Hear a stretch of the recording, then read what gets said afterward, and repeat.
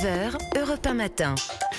L'heure de retrouver votre signature Europe 1, Eugénie Bastier. Bonjour Eugénie. Bonjour à tous. Eugénie, vous souhaitez ce matin revenir sur les chiffres alarmants de la lecture chez les plus jeunes, mais pas seulement. Même dans notre pays, patrie de la littérature, les Français dans leur ensemble décrochent. Oui, vous savez, on a passé beaucoup de temps la semaine dernière à parler d'un psychodrame dans le milieu français de l'édition. Cela faisait penser un peu à une dispute à bord du Titanic. Car la même semaine, une étude du CNL nous montrait des chiffres désastreux sur le recul de la lecture chez les Français. Le vrai problème du milieu du livre, ce n'est pas la question de l'hégémonie culturelle d'un tel ou un tel, c'est la baisse drastique du nombre de lecteurs dont l'attention est phagocytée par les algorithmes. Et c'est une cause qui devrait fédérer tous les partis, qu'on soit de droite ou de gauche. Voyez les chiffres, les jeunes consacrent désormais 18 minutes par jour à la lecture de loisirs versus 3 heures et 10 minutes pour les écrans, soit 10 fois plus. Et puis il faut regarder ce qu'ils lisent. L'ultra-majorité, à 75%, lit des BD, mangas, comics. Une part de plus en plus élevée des jeunes filles, 57%, lit de la dark romance, du roman mêlant sexualité, violence, humiliation, viol, torture, relations toxiques.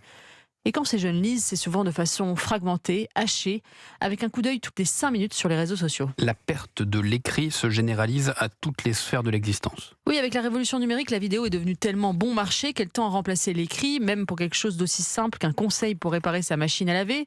Nous avons désormais même la flemme d'écrire des textos. On envoie des vocaux, on parle à l'oral, à l'intelligence artificielle, on lui demande de nous lire ses réponses. Beaucoup de gens préfèrent regarder une vidéo ou écouter un podcast que lire, tout simplement parce que la lecture est contre nature, elle demande un effort.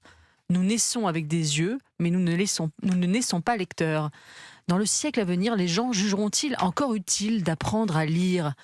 Vous savez, dans Notre-Dame de Paris de Victor Hugo, le prêtre Frollo montre un livre devant la cathédrale en disant ceci : « Ceci tuera cela ». Le livre avait remplacé la pierre.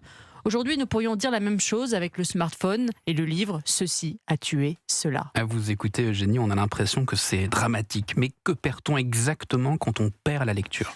C'est vrai qu'après tout, on pourrait se dire que la lecture n'a été qu'une brève parenthèse dans l'histoire de l'humanité et que nous allons retourner à l'oralité comme nos lointains ancêtres. Mais que perd-on avec la lecture ?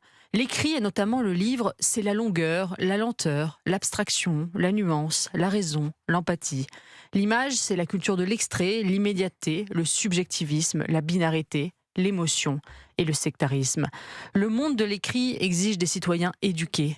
Le monde de l'image, lui, fonctionne sur la passivité. On en voit déjà les effets, déliaison sociale, normalisation des incivilités, allergie à la frustration. La santé mentale de la jeunesse se dégrade. Le QI moyen s'affaisse depuis 20 ans dans les pays occidentaux. Et cela est dû bien sûr au recul de la lecture. Il y a urgence à agir. L'interdiction des réseaux sociaux aux mineurs et des smartphones à l'école est bien sûr une bonne chose, mais l'État ne peut pas tout. La lecture se joue avant tout en famille et exige un effort d'éducation qui passe par l'exemple. Conseiller à son enfant de lire quand on est soi-même en permanence sur son téléphone, cela ne peut pas fonctionner. Cela exige un effort d'ascèse, un sursaut contre la dispersion.